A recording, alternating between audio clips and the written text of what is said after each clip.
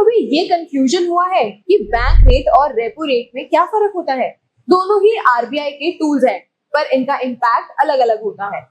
आज का वीडियो इसी कंफ्यूजन को क्लियर करेगा with smart examples end of course ये भी समझेंगे कि डायरेक्ट क्रेडिट आपकी मदद बेस्ट इंटरेस्ट रेट दिलाने में कैसे करता है। सबसे पहले बात करते हैं बैंक रेट की। सोच लीजिए आरबीआई एक बड़ा लेंडर है।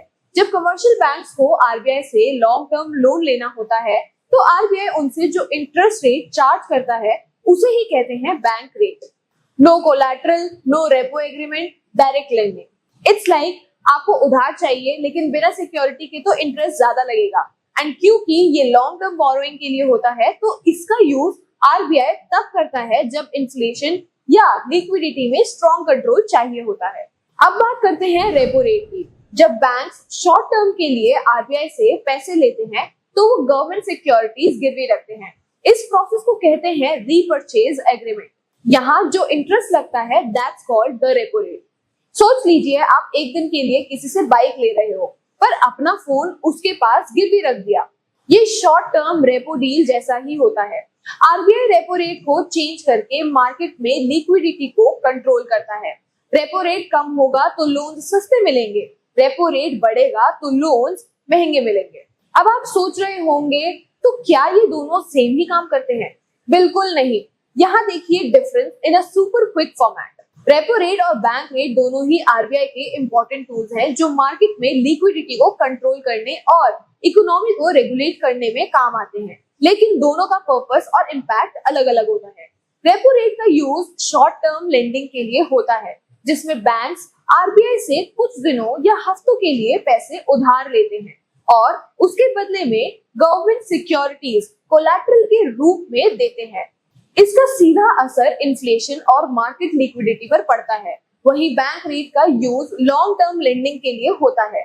इसमें बैंक्स को आरबीआई से बिना किसी कोलैटरल के पैसे मिलते हैं, लेकिन इसका इम्पैक्ट पॉलिसी ड्रिवन होता है जो लॉन्ग टर्म में इकोनॉमी को इफेक्ट करता है। इसका टेन्योर कई महीनों से लेकर कई सालों तक का हो सकता है।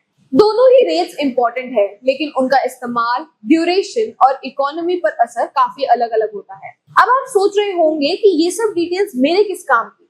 वेल, जब रेपो या बैंक रेट बढ़ता है तो आपका home loan, personal loan, business loan सब पर डायरेक्ट इम्पैक्ट पड़ता है। इसलिए समझना जरूरी है ताकि आप सही वक्त पे लोन ले सके या फिर रीफाइनेंसिंग करवा सके। अब सवाल आता है कि ऐसी सिचुएशन में आपकी हेल्प कौन करेगा?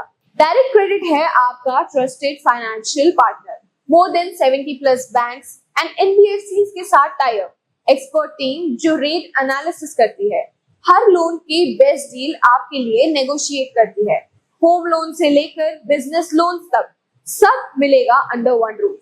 आपको बस एक काम करना है। लोन से रिलेटेड किसी भी क्वेरी के लिए आप विजिट करें हमारी वेबसाइट www.directcredit.in या कॉल कर सकते हैं at 9010031003।